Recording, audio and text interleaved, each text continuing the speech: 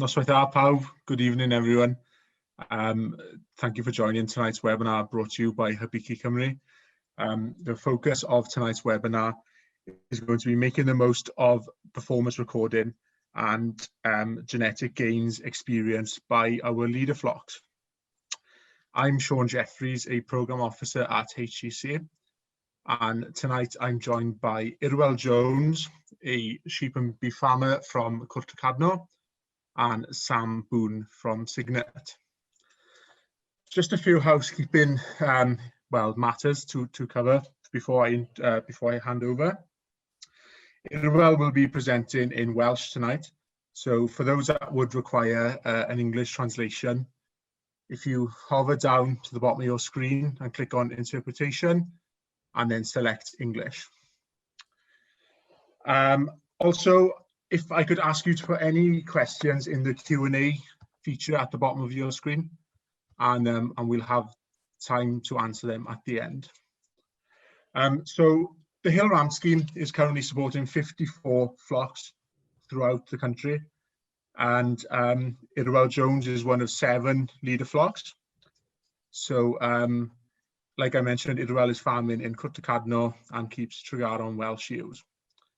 So there you are, I'll hand over to Irwel. Hello, hello and good evening. And thank you for the invitation from HCC Cymru to speak here tonight. I'm just going to share my screen with you now, and we'll see what comes up if the technology works. Can you see the screen now, Sean? Yeah. Excellent. Right, well, I'm going to speak tonight a little bit about performance recording and what we have to do extra and what we've got from it so far. So if we can get this up now. Right. Right, so there we are. So, a little bit about the farm. Aberlandi, I farm in partnership with mae gyda ni tua 600 o arwer ffarm adre, ond mae dim ond tua 300 o hwnna sy'n ddear i ni'n gallu ffarmio de, lot o ddear cwrs wedyn, a lot o ddear glid, a hefyd lot o goed deri a hyd y ffarm hefyd. Oak forests mainly across the whole farm. We also rent some 300 mountainous acres just down the road, about 3 miles away, and we keep about 1,400 sheep, with then following ewe lambs, and about 40 suckling cows. The land goes from 600 to 1350 feet. We're almost there, and we're in an area that gets quite a bit of rain. It's quite wet here, and we're very lucky that my father and grandfather improved a lot of the land that we've got on the home farm, and we've got a good combination of improved and unimproved land. So in terms of 450 ewes is recorded with Signet, and it has been for a number of years now. At one time we stopped doing it, but then we've restarted since this scheme itself restarted. So there's some 450 grazing at home, with another 200 grazing on the common at Gwneud, which is just opposite our main farm, and that 200 is up on the hill all year, apart from a month for lambing and a month for tupping, and also that same time they need to be off the hill because of our Glasted agreement.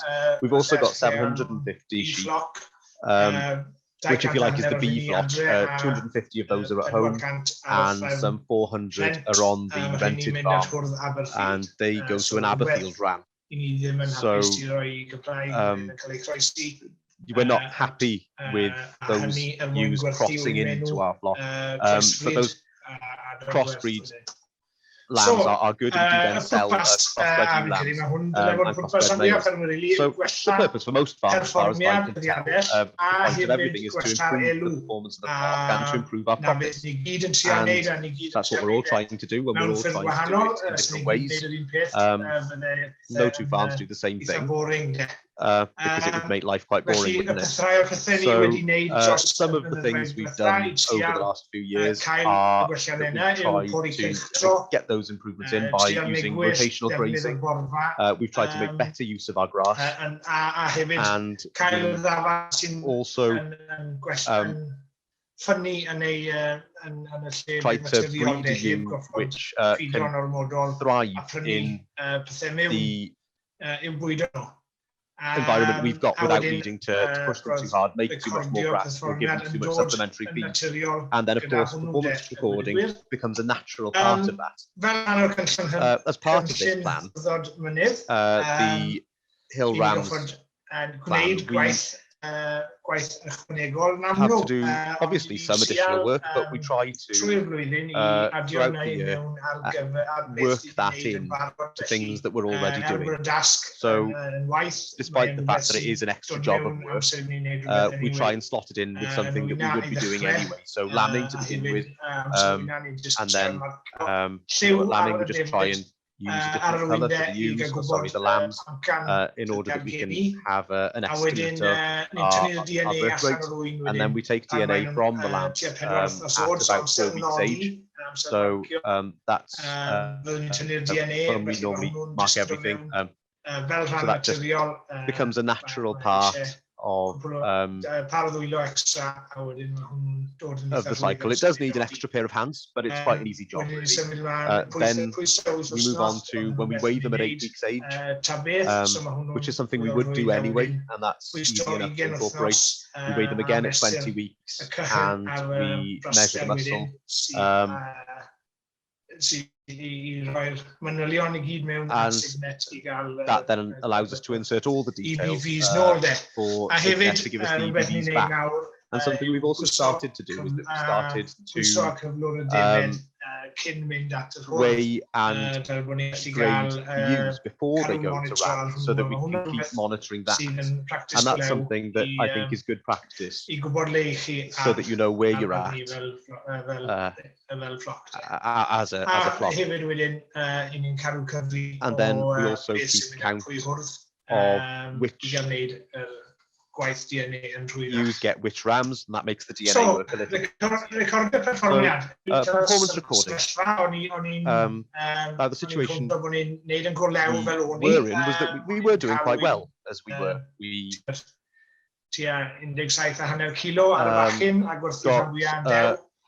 most of our lamb's fat was sold, most of them fat at about 17.5 kilos on the hook before we started recording. But now we've reached a position where we're looking for small gains, marginal gains. So we have to do everything we can to cut back a little bit on the cost, improve the profit gradually but slightly, trying to do everything we can to make more profit.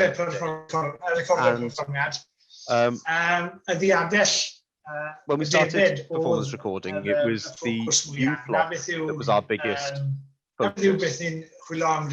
That's what we're really looking for in this. Trying to get these ewes we've got here at home as even as possible, so that they look the same and that they perform similarly to each other. And then the rams and the stale rams, the bred rams that we sold on to other farmers were a bonus. And it's something that I'd say, if I had a good shot at picking the best 10% and the worst 10%, they obviously stand out in most flocks, don't they? But then you know, you find often that the ewe that comes into the flock, and you think, oh, that's a good ewe. You look at what she did, and, you know, maybe she lost the lamb early, or that lamb didn't ever make it. And I think since we've started this again, there's more of a focus on using figures in the right way, and we're already seeing by getting that lower 25% out of the flock, and we're seeing far more consistent lambs with a lot less of those small lambs left at the end. And of course, you have to remember that, you know, performance recording is one part of the jigsaw. It's important to keep you know, the health and well-being of your flock high, as well as recording. So, now, the point for me personally, and I can only speak from personal experience about this, I want a ewe that's fit for purpose. You know, that she's got a strong constitution, that she is hardy, she can live where we want her to live.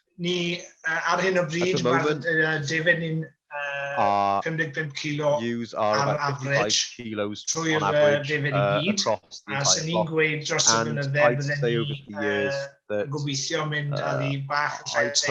to make her a little bit smaller, down to 50 kilos, with a slightly better conformation.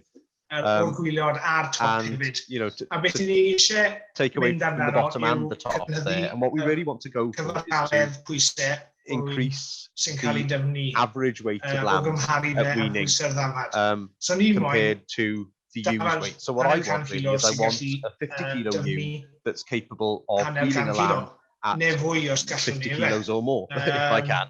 You know, we're not doing it at the moment, but you know, if you saw the figures before you, and you saw, you know, both extremes of what these ewes can create at weaning. You know, some of these are weaning at 70 kilos, and then others are struggling to make 45. So there's quite a wide range available within our flock at the moment. We're looking at average conception. You know, I don't want to be up the 180s. I'm happy to scan at, you know, 160, 165% for the home flock, the main flock. And what I then work towards is to select the lowest 25% out and select those for the crossbred ram, which leaves then another 25% for us to draw out. And we can take a quarter out of the figures and a quarter for the type that we want to keep on for breeding. And I hope that we'll see gains from that, you know, on both sides. By also then using the rams with good figures and crossing them on, we will hopefully see the gains in years to come. So the other half of this is looking for the ram. You have to have the ewe and you have to have the ram. I personally don't want a ram that's over on the extreme end. You know, I don't want it to be the 1% for muscle or 1% on fat, because maybe he'd be a one-off. It may not follow through. I want a ram from the top 10% that suits the type I want to buy. You know, something that isn't too extreme one way or the other, something that's just good all-rounder, suits the type, and is hardy enough to live on the land that we want them to live on. And also something that's not going to be expensive to keep, or that's going to deteriorate in condition too badly. And then maybe as we go on over the years, we might consider improving one element or another. We might want to put more fat into our rams, possibly, and we might want to improve muscle. So we always keep an eye on these different aspects of muscle growth or fat growth. Yeah. A wedyn, Dyna beth ni'n trio wneud e. That's what we try to do. You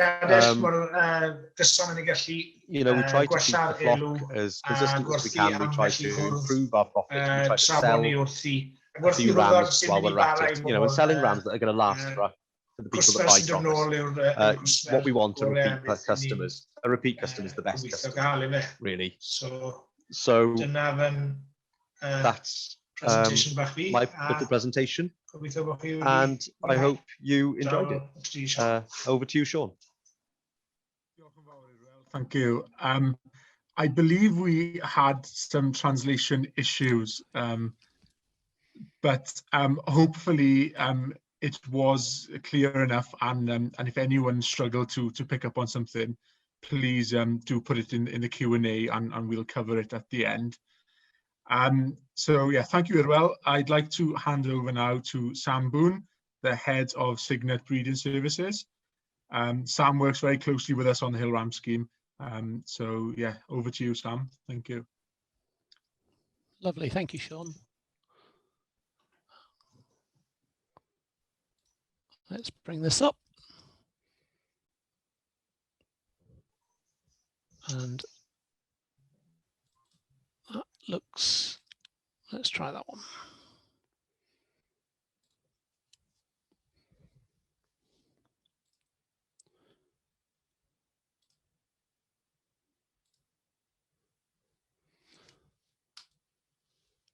Right, let's go third time lucky.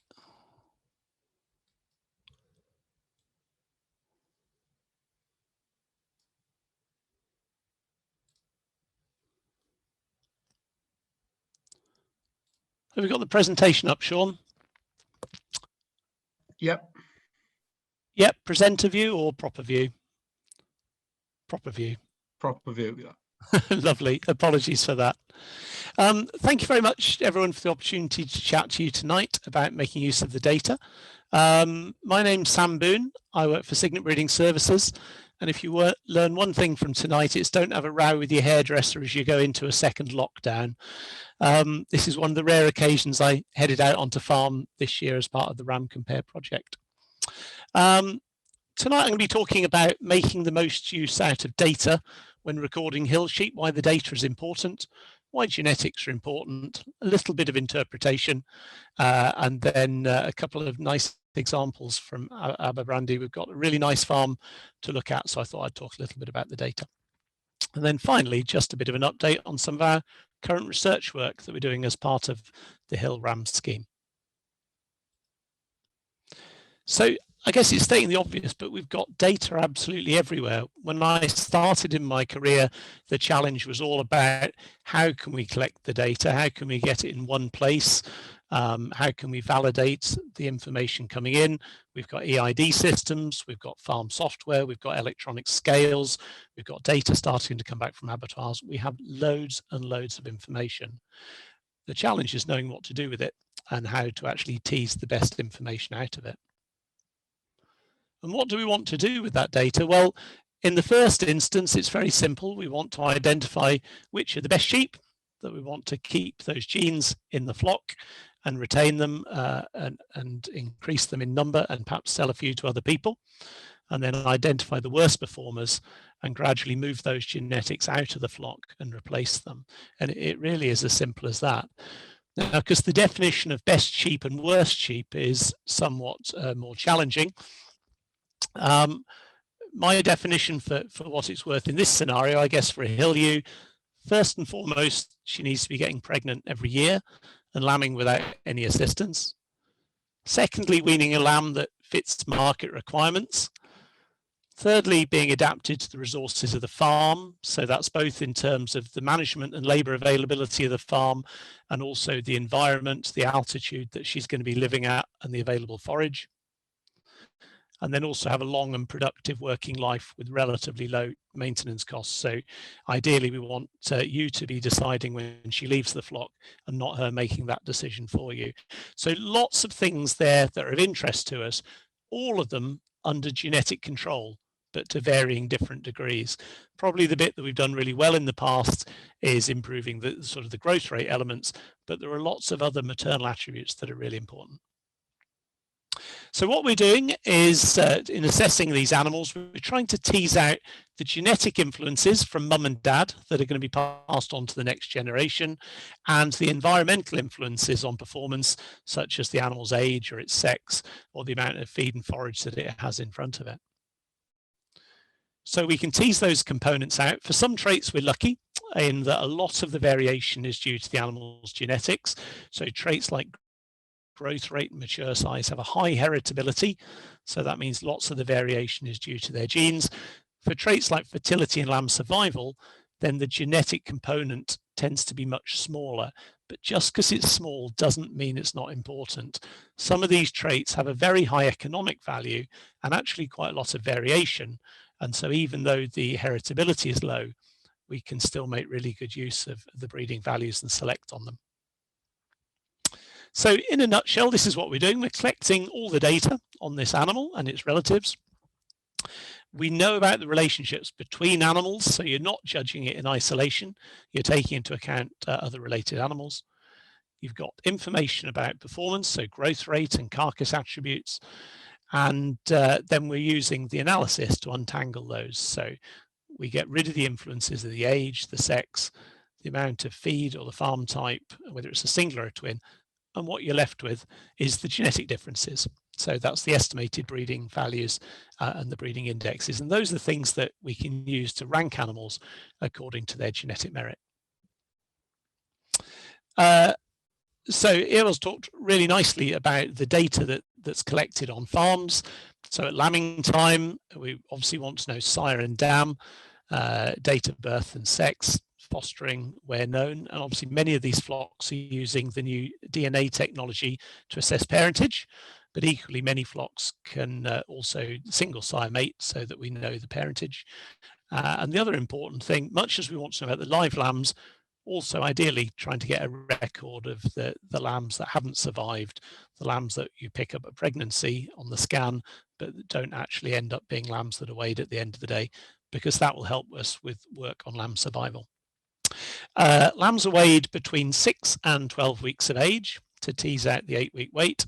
So from that, we can tease out genes for growth rate and also milking ability. Lambs are scanned at around 20 weeks of age to measure muscle and back fat. And then we'll take weights of ewes from shearling right the way through into later life. So we have a bit of an understanding of ewe mature size. The ultrasound scanner, great way of getting under the skin and working out whether it's actually muscle or fat that you're feeling as you lay your hands on the loins of these sheep. And we'll talk a little bit about the ultrasound scanning data in Irwel's flock shortly. So a nice way of actually looking at the loin in the live sheep.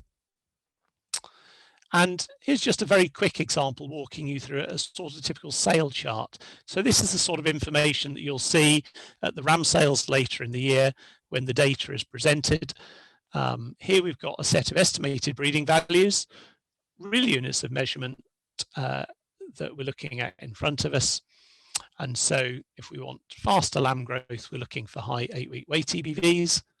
If we were looking for an increase in prolificacy or rearing more lambs, we'd be looking for positive litter size. Maternal ability tells us about milk and the weight of lambs that these ewes are capable of producing.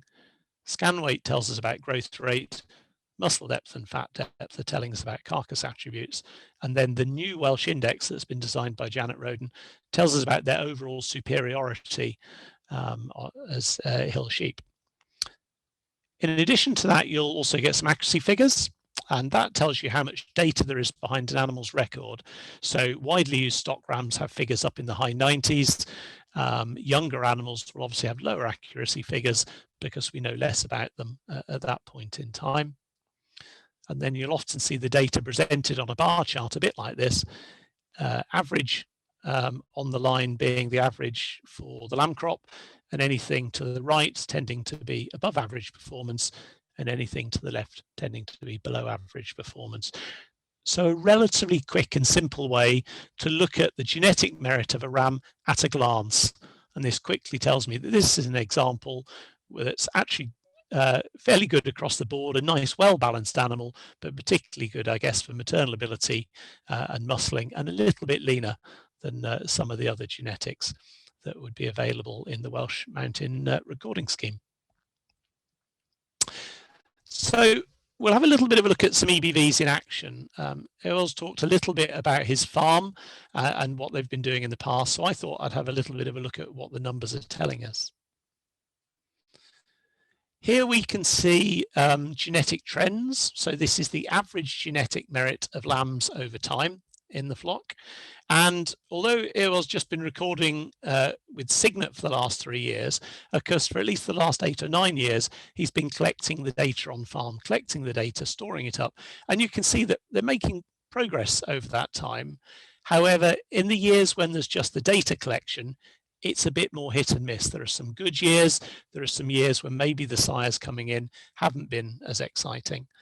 And then in the fully recording years, he's been able to make much better use of the data, selecting the ewe lambs coming in, the rams that he wants to take forward, and it's enabled faster progress. And those are the genetic trends. If we just, slightly messy charts, but if we just superimpose the weights of those lambs on the background, you can actually see real increases in the weight of single and twin-born lambs in the population associated with that increase in genetic merit. So this is what Irwel's actually seeing as he runs the lambs over the scales, particularly in the last couple of years. You can see quite big increases, several kilos increase in the actual weights of both single and twin-born lambs. Another example of this is, oh, hang on, we'll talk about the progress to date. So even prior to Signet recording, there was good selection for growth. There's some indirect selection for milk attributes, and there was some good ram selection coming in that also helped. And so I can actually see the genetic merit of dams steadily going upwards, sires going up, but occasionally there were rams that came in and disappointed a little bit. So it'd been a little bit more hit and miss. However, it's more challenging when you're looking at maternal performance. These are things that can only be expressed within the females. That's the only time you're going to see those genes expressed. And so if you're interested in genes for milk production or prolificacy, it's harder. And you also need a way of getting a bit of feedback if you've got some rams whose daughters maybe aren't quite doing the job and performing the way that you would like to see. And that's harder to do without some data analysis. And then we move on to some of the newer traits like lamb survival, ewe longevity, both very important from an economic point of view, but very hard to assess just looking at the raw data. But there's a message in here which is saying, you know, data collection is important. And even if you're not going to go for a full-blown Signet analysis, do make use of it and have a look at it when making selection decisions. So another little example, probably a simpler one here, looking at the lamb crop just in 2019. If I take the top 3 rams according to their growth potential, they've got an average scan weight EBV of +4. If I looked at the bottom 3 that were being used, they've got a scan weight EBV of about a -0.7. So quite a big difference between them in genetic potential. And when we actually look at the lambs, you can see that these leading sires are throwing lambs that are several kilos heavier, and the lower performing sires would have lambs that are between 1 kilo to 2 kilos lighter. So at sort of 20 weeks of age, that's the best part of 3 and a bit kilos difference between these different breeding lines. If we throw some quick sums onto that and pull some lamb prices out of the air, looking at number of lambs dropped per sire, let's say 50 lambs per year for 3 years, and I know they're capable of doing a lot more than that, but that's the best part of £500 benefit from the best sires, and compared to average, and the bottom sires, well, they'd be generating £400 less over their lifetime than the average ram in the flock. So that's really quite a big difference purely from shopping around when you're making ram purchasing decisions. And I've talked about the growth and carcass traits because they're dead easy to put some figures on. But the reality is half of those lambs are going to be females. They're going to be retained in the flock for generation after generation after generation. And those female traits are equally or more valuable in part because of the number of years that they're going to be expressed. So really important to lock those genes in. I know what you're saying, which is really we could do some more graphs, because we like to have lots of graphs in these presentations. We don't wish to be disappointed. So this is the last one, but this is just looking at the weight of lambs at scanning time along the bottom and the ultrasound muscle depth at Aberbrandi this year amongst the lambs. And you can see quite a bit of variation in muscle depth at the various different weights of lambs being scanned. This is all the lambs that were scanned from a whole range of different sizes. But if I just pull out two examples, so the green dots being the progeny by one sire and the red dots being the progeny by another sire, then we put a line of best fit through that. We can see quite a big difference between the muscling attributes of the progeny of these rams at a whole range of different weights. It's a couple of mil extra in terms of muscling. And while that doesn't sound very much, you know, potentially that's an extra 10 or 15% difference in muscling at exactly the same weight. And that's well worth having. That's quite a significant difference between the two. So ultrasound does quite a nice job of helping us to increase carcass attributes.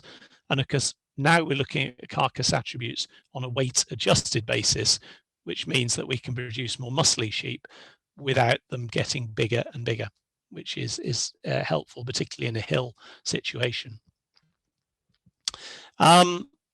Just wanted to talk a little bit about the next steps within this work. We're doing a little bit of work at the moment with regard to lamb survival. So, and it's always difficult getting records on dead lambs, I realise, but we're quite good at knowing how many lambs were produced. So in the case of the Hill Ram scheme, we're picking that up from some pregnancy scanning data. For other Signet recorded flocks that record with us, we'll typically know both the number that are born alive and dead. And then we look at the number of lambs that actually go on to get a weight, that are weighed later in life, either at 8 weeks or at scanning time. And from that, you can actually deduce survival rate amongst these sheep. And so we're going to use this to develop, we hope, lamb survival EBVs over time. So we know it's relatively easy to increase prolificacy. Increasing prolificacy, if it just results in more dead lambs, is no use to us. In fact, it's actually highly detrimental. We don't wish to compromise animal welfare. We want to make sure that we've got more lambs successfully reared where that is desirable on the hill. And this gives us the opportunity to do that. The other attribute we're looking at is ewe longevity. We've done a bit of work in both Clin and Scottish Blackface in the past. And again, we're not particularly good at picking up records of when sheep die unexpectedly. Breeders aren't that excited about telling us that, but we're really good at knowing when they're born. We have that data extremely accurately.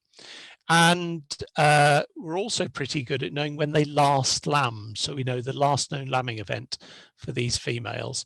And so again, from that, we can actually deduce length of productive lifetime. And at the end of the day, that's what you're really interested in, how long she's productive and producing lambs in the flock. And so again, that's another piece of work that will be funded through the Hill Ram scheme that we'll be able to build into our breeding indexes over time. So just a couple of final slides talking about where to find this information. All of the data goes up onto the Signet website. And within that, you can search for, let's have a look, you can search for flocks that are involved in performance recording. And if you put your postcode in, it will also tell you how close they are to you as the crow flies, I might add, but it gives you a bit of an idea of distance, and particularly in a year when ram sales may be more challenging and people may be looking to buy direct off farm, then this is quite a useful tool that tells you who's involved in recording.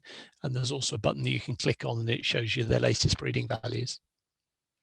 The quick search at the top means you can put in any ear tag number and it will bring back the breeding values of that animal. So if you've got rams at home at the moment, you don't know if they're recorded or not, but you're interested to see what's known about them, then again, you can put that detail in and see the latest breeding values for your animals. And another area on here would be the sheep for sale. So last year, where we had Welsh Mountain Rams for sale, we put the details up there. And again, you could click on that, download them, have a look at them at home, and then decide whether to give folk a ring. So there's lots of information that's in the public domain to help with selection decisions. So key messages from me is that all flocks can benefit from even the simplest on-farm data collection, having a little bit of a look at performance, relating it to sire and picking up differences between sires. And if you're out there buying rams, particularly when you're interested in maternal traits that you cannot see just by looking at that ram, how his daughters are going to perform, then estimated breeding values are extremely important. But the key is to make sure you get the right genetics for your system. Irwel's talked about his system. He's been very clear about his breeding objectives, the things he wants to change. And I suspect they're going to change over time as he achieves some of those objectives. Then his goals will change and will move. But it is important. There's a lot of variation in hill systems, and having the estimated breeding values helps you to pick out the right genetics for your flock. So there we go. If you would like more information, then there's quite a bit up on the Signet website as well as the HCC websites that will help you. So with that, Sean, I'll stop sharing my screen and hope you're all still there. Thank you very much, Sam. So I've got one question for you, Sam. How long does it take to develop a new EBV? And is there a minimum amount of data needed to develop it? That's a really good question. Typically, we like to have a couple of thousand measurements. You know, in an ideal world, if you ask a geneticist, they always say the more the better. But where we develop things completely from scratch, like when we brought in breeding values for worm resistance, or a little bit of work that we're doing with saliva IgA, where we don't know much about the trait, we start off with a couple of thousand measurements. If it's a relatively high heritability trait like growth and carcass attributes, then certainly you can make do with a lot less than that. If it is an unknown one, then that's a good starting point. Typically, if we have a new breed coming to join us, then a couple of hundred animals will get them off the mark, because we can use information on similar breeds to get them started. So we know the heritabilities for growth and carcass and milk and prolificacy. So we can use those values to get a new breed involved. I'd typically say to flocks that it's worth getting involved if you have at least 2 different sires on the place. We do have some quite small terminal sire flocks that record with us. They're very welcome, particularly if they're pulling data from other flocks to get them started. But you probably want to have a couple of different sires running about on the place, so you've got a comparison between the two. Oh, thank you. And you touched upon the lamb survivability EBV. So we all know that's key to profitability. What is needed for you to develop that EBV, and how can farmers help you in the development? Okay. The key bit is to actually get as full a possible set of lambing records in terms of live and dead lambs being produced. The big challenge we have is if you've got a flock where we only pick up the live animals, then there's no variation, and it doesn't create wonderful bias and give them sky-high figures for lamb survival. The analysis just says there isn't any variation in this flock between the lambs by different sires, and so it doesn't really contribute towards the breeding values. So typically we'd expect to see what 5-10% lamb mortality, I guess, in the flocks, and so somehow we need to pick up those dead lamb records. 2 ways of doing it. One would be we pregnancy scan the ewes, we know how many lambs to expect, and we can sort of fill in the blanks so to speak. And I know that work that Kim's doing with Innovis is helping us do that in the data collection. The other way is to pick up the data on the dead lambs at lambing time. They don't need a UK tag, but they need some form of identity. And most farm software will actually enable you to give that lamb record an identity so that can come through to us. Oh, yeah, thank you, Sam. So I'm just looking in the Q&A box, and we have a question from someone who finds it difficult to compare EBVs from Welsh rams that are bred in different farms, different systems, and sometimes a different strain of the Welsh. So how can we compare EBVs within the breed and within the varied systems? Yeah, it's a good question. What we're endeavouring to do is to produce one analysis rather than lots of small subgroups, because sheep do move between the groups, but I do realise that there are different strains. The reality is the degree to which you can compare flocks is very much influenced by the degree to which flocks have some genetic linkage between themselves. As you'll know, we've had some established flocks that have been working together as a group for many years, and you can compare quite well between those flocks because of the ram sharing and the linkage that's taken place. And in fact, we've got some new flocks that have come on that have worked together as groups and will have common linkage, and where there can be some comparison. Where that linkage is weaker, then I would say what you really need to be doing is looking at the ranking within that flock, picking out the best ones within that flock, and not getting too focused on where those particular genetics sit compared to a flock which doesn't have the same degree of linkage. Over time, we'll probably develop tools that better identify who's linked to whom. We've got some connectedness software that will help to flag that up. But I think that's the main message is finding out how well flocks are linked to each other and who you can compare, and where comparisons are more limited, go in, look at these flocks and sort of have a look at the best genetics that are available and create some of that linkage. Thank you. And a similar question again. So I think this is more at, how the EBVs are displayed, and between some strains that are slightly smaller and slightly larger than each other. So if a ram, perhaps a smaller type of ram, has got a large scan weight, how does that compare with a bigger ram then that might have a lower scan weight, perhaps? Yeah, well, I mean, the system is trying to find those differences between the strains, and not everyone is going to want top 1% scan weight Welsh Mounties. It isn't their type, it isn't the thing they're chasing, and that's not where they want their ewe mature size to go, for example. What they're looking for is a more compact animal with arguably better carcass conformation is something that would be improved, and obviously the ability to survive on the hill and do a really good job in terms of rearing that lamb. So the analysis will pick out those differences in strains. Then, knowing the types of strains that you're interested in, you can then cherry pick within those.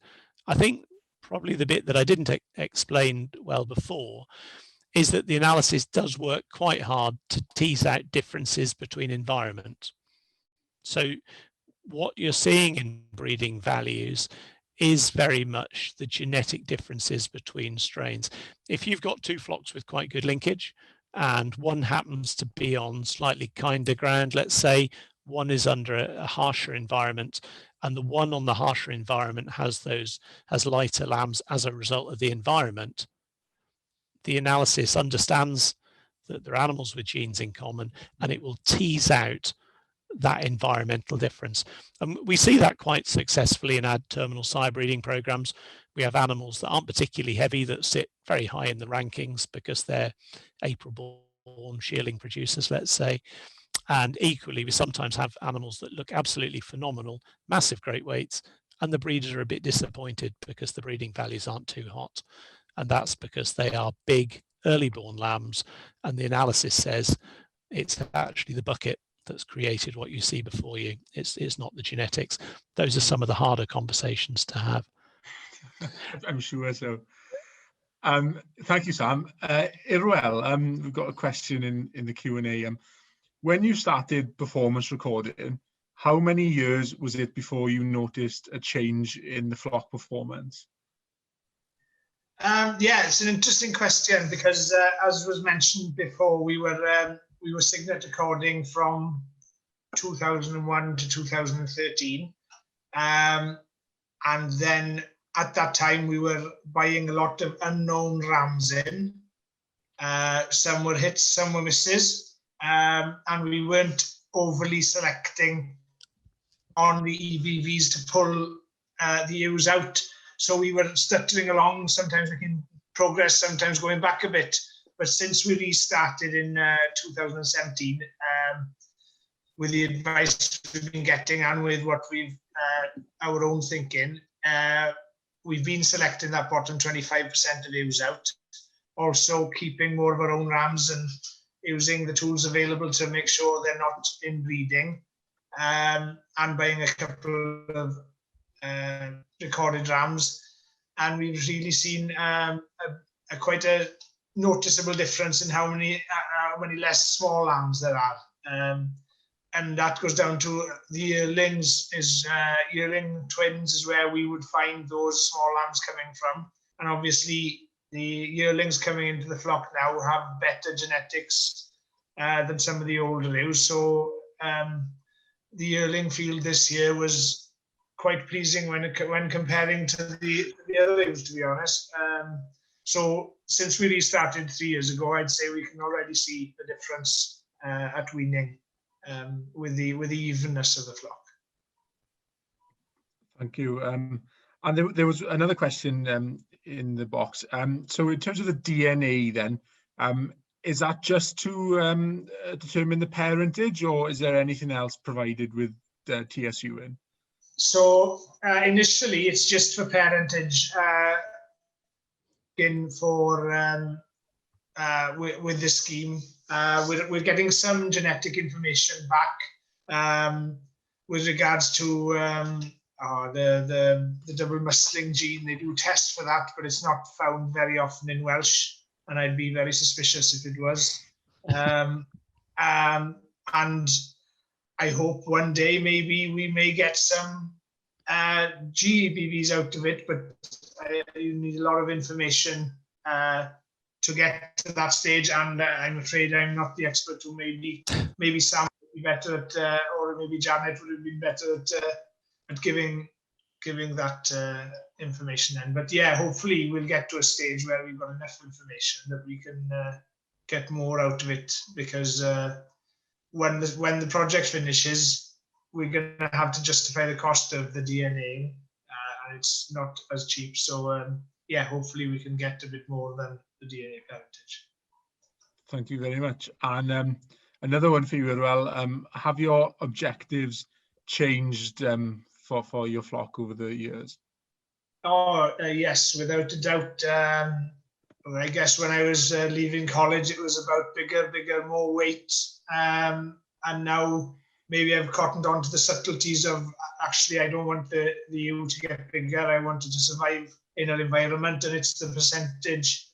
You know, I want a bigger lamb of the same size ewe rather than just bigger in that way. Also, we've gone from a system that where we lamb twins inside and singles outside, and we fed quite a bit of cake. And now we're looking to make efficiencies and do it all off grass and lambing outside. So we're definitely looking for a more robust ewe, slightly lighter ewe, and something. Yeah, survivability is important now. So definitely the focus is changing. Yeah. So would you say you are keeping an eye on the ewe weight and perhaps a mature size EBV in the future? Yeah. Well, first of all, we're just trying to get the overall average up, trying to reduce the days to slaughter or days to sale, and then as we go on, we hopefully get better at analysing the data and try and condense the average size. Because I said before that the average size was 55 kilos, but we've got a variation from 44 to perhaps 75, 76 kilo ewes, and whilst they're very nice to look at, when you come down to looking at what they're producing, there are quite a few 50 kilo ewes producing 60 kilos of lamb, whereas some of those 75 kilo ewes, they might produce 55, 60 kilos of lamb themselves, but they're not as efficient then, are they? Yeah, no, thank you very much. So Sam, I think this is a question for you. Can you give an example of how you tease out the genetic performance of the ram from the environmental effects that's different on different farms?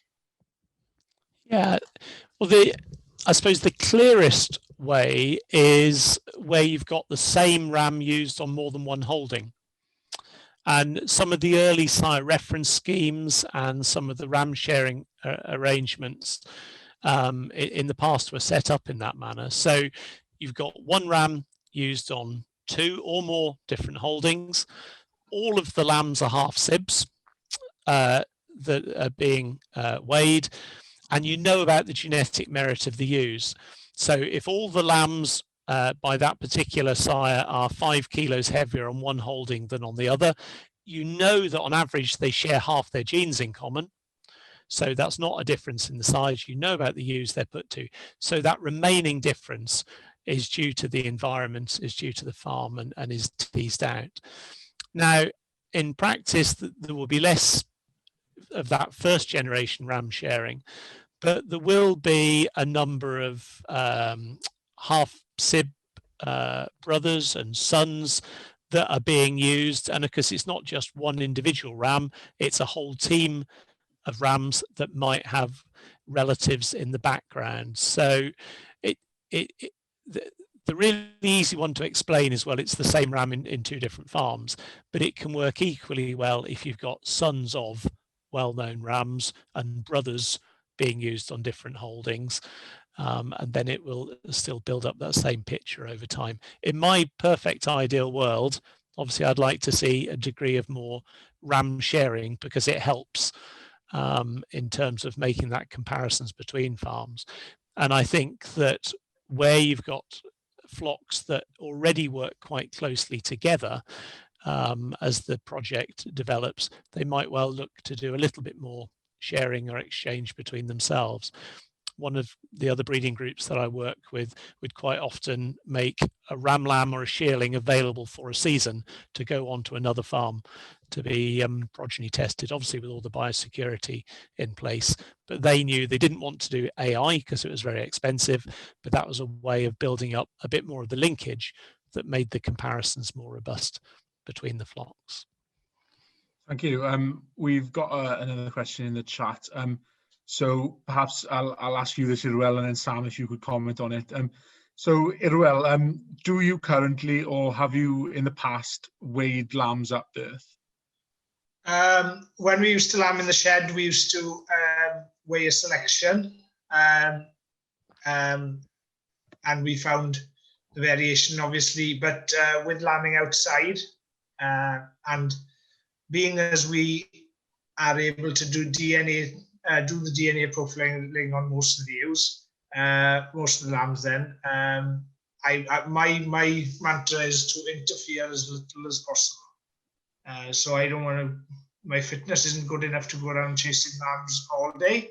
I can catch the odd one, but I want to leave them alone, and the more we interfere, the more chances of mismothering and stuff like that. So maybe Sam would say it's beneficial, but I'd rather leave them to it with lambing outside. Well, I don't want my mantra to be I'll interfere as much as possible, because that I don't think that's going to go down well. I agree. In the hill scenario, it isn't going to be practical to get lots of birth weight measurements. It is useful in a couple of areas. One is that it will help a little bit with the accuracy of predicting growth between birth and 8 weeks, because obviously lambs start off at different weights. But on the other hand, with a decent sized progeny test, you've got a ram dropping 30 or 40 lambs. You know, that's not going to make a huge difference. I think where the only area that I get nervous is that I know if you increase growth rates, then birth weights will creep upwards. And that's only a concern to me if that results in lambing ease challenges over time. So you won't be surprised that I'm quite keen for my terminal sire breeders, many of whom do lamb indoors and are pretty close as these lambs are born, to be weighing those animals so that we can monitor birth weights and make sure that that isn't leading to lambing ease problems, just as we do in cattle. We want people to be measuring, and it is a pain, but we want people to have an understanding of calf birth weights, because it has a big impact on calving ease challenges in cattle. I think the scenario is different with hill sheep. You're starting from a lower point in terms of birth weight, and actually as you increase growth rate, the ewes are probably going to may get a little bigger anyway. It's going to influence pelvic area. So, and obviously with sheep, what you may lose in terms of singles getting a little bigger, obviously you've got multiples that are slightly bigger, and that may help their survival. So it's a more complicated picture. Funnily enough, one of the first reports I read 20 years ago was a bit of work that Janet Roden had done for MLC looking at birth weights. And I think the general consensus from that is there'll be a trickle upwards, but it isn't anything to panic about from a lamb survival point of view. I do think it's important to record if there are lambing ease problems, if you're having sheep where that is an issue. And well, you are going to see those when you charge about. Hopefully you're not going to see many of them, but that is something that's worth putting in the notebook. Thank you, Sam. We are coming towards the end of our time, but I'll just ask Irwel one question quickly. So what was the most beneficial result your business has found from performance recording? Yeah, well, I just want to add to what Sam says. That's the one thing we do is if we have to bring anything into the shed, obviously it gets a black back for whatever reason. So so that's if we have to handle it. I like sheep that I don't have to handle. So that's sort of what we're going for. What's the most beneficial thing? I think it's having the information to hand, really, and generally, like I said in the presentation, we're looking for small margins now, and we're trying not to add cost by doing it. So any extra information that we can get at our fingertips is helpful, really. And even if we can reduce the days to slaughter by a week, it's going to make a big difference to the bottom line. So it's just a general, just a little pick me up overall in the flock. It makes a big difference when you're trying to do things with a larger number. You can't afford the time to micromanage ewes and look at individuals, so you've got to then have that information at hand and easily accessible, so you're not taking up too much time looking at paper, and spend more time with the sheep. Thank you. And so Sam, a question in the Q&A. Could you combine information to derive an EBV for ewe efficiency? So, kilos of lamb sold as a percentage of ewe weight, etc. Gosh, I'd switched off. I thought all the hard questions were out of the way. It's a really good one, and you can imagine it's come up before. I like the idea of ratio traits. Irwel's talked about his rule of thumb in terms of weight of lamb relative to ewe. It's a bit harder in terms of a breeding objective, because obviously for a ratio trait, you can get a small ewe with a great ratio. You can actually get a big ewe that's highly productive that also meets that threshold. I think the way to do it is through a breeding index. And what you do there is put a very high weighting on the weight of lamb reared. So that's growth rate multiplied by prolificacy genes in simple terms. But then also have a penalty on ewe mature size to try and find those curve benders that have really good lamb growth rates, but don't actually go on to become massive themselves. And essentially that's how we will move towards efficiency, by rewarding the things that we're really interested in terms of the lamb and the output, while recognising that there is a cost to getting bigger from a user's point of view and putting a penalty in there. And I think Janet would be shouting at me at this stage and saying, that's what we're doing. You know, that is the type of things that they put in place, looking at both the costs associated with the ewe as well as the benefits associated with the lamb. Thank you. I know we are running slightly over, and we'll just tie up these final few questions. So Irwel, in terms of purchasing breeding rams and you know, rams that you retain, how do you balance the type and the figures? Yeah, like I mentioned in the presentation, it's really about just not overly focusing on one or the other, to be honest. I've got really nice ewes that I've put to a crossbred up this year, but the weights, weaning weights, weren't up to scratch, so I felt I had to make a bit of a cutthroat decision then. And equally, if it's damn ugly, I don't care what its figures are, it's not going in. You know, it's about getting that balance and pulling the bottom 25% out.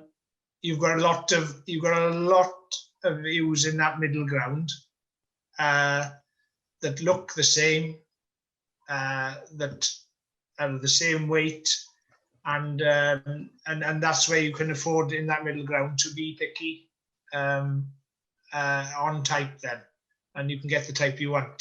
So as long as you don't go to extremes on either way, really, you should be able to do it. Oh, brilliant! Thank you very much. Unfortunately, we will have to wrap it up now. Thank you very much to both of you for your contributions tonight, and thank you to everyone that attended. For those of you that unfortunately we haven't got around to answering your questions, we will get back to you with an answer in due course. Okay, so diolch yn fawr pawb, thank you again.